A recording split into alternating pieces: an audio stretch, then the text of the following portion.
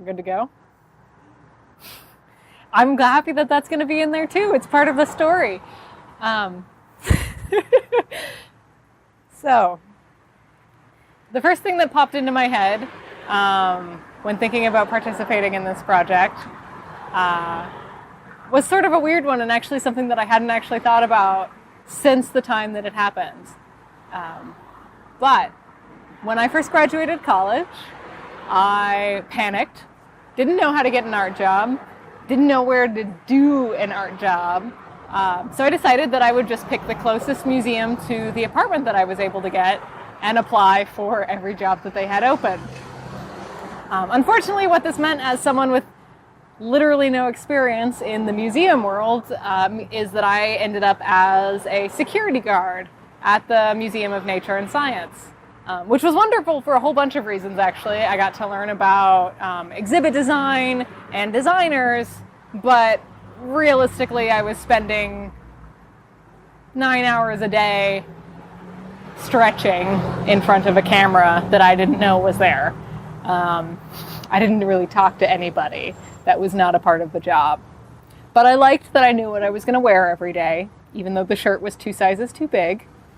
And I liked that I could walk to work, which has always been one of the most important parts of living in Houston for me. So that even though this is not a walking city, I've always been able to find a way to move myself where I needed to be. So I was thinking of a specific day, probably the most memorable day that I ever worked at the museum.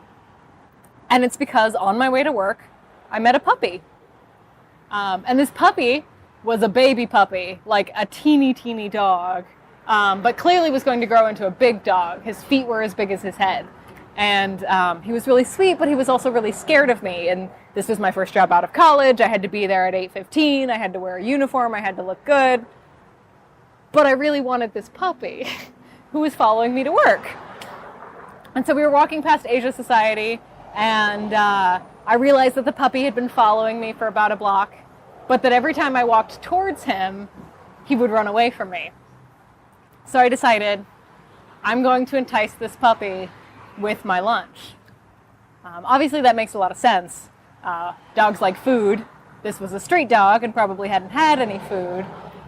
But at the same time, it was a pretty massive sacrifice, because when you're working an 8 or 9 hour day and the only breaks that you get are to eat, you cherish that time. I would get 3 15-minute breaks, and I would spend that entire 15-minute break eating solidly. I would pack myself as much as I possibly could, but I was also a vegetarian. Dogs are not vegetarians. So the first thing I tried to give this puppy were my carrot sticks. And the puppy did not like my carrot sticks, but he kept following me to work. And then I tried to give my puppy some cucumbers, and he did not like the cucumbers. So I moved on to the green bell peppers and the radishes. And at this point had dropped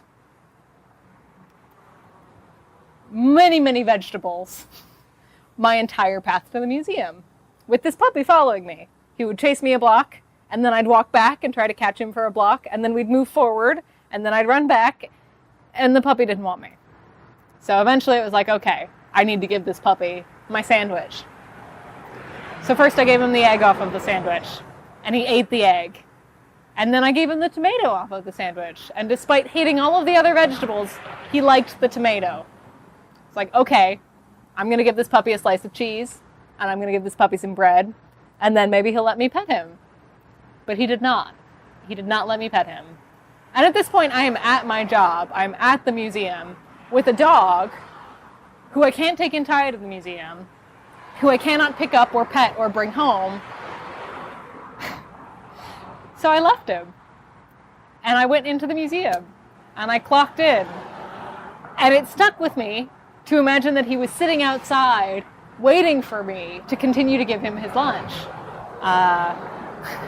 So I spent the entire rest of the day, all 9 hours, without any food, desperate to eat, but also imagining that there was a teeny tiny puppy following me around the exhibit while I paced over and over and over again. And this is memorable because I kept imagining what else I had in my fridge that I could feed the dog. I would guess whether he would like the grapes, which I know now that you can't feed dogs, or whether I should just keep giving him bread. So I imagined giving the puppy all of my bread.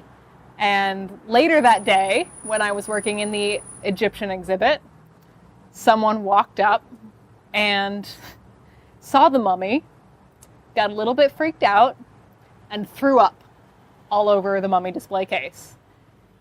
And my very first thought was, dogs love vomit. My puppy will have something to eat. But I didn't actually have a puppy. And he couldn't actually eat the vomit.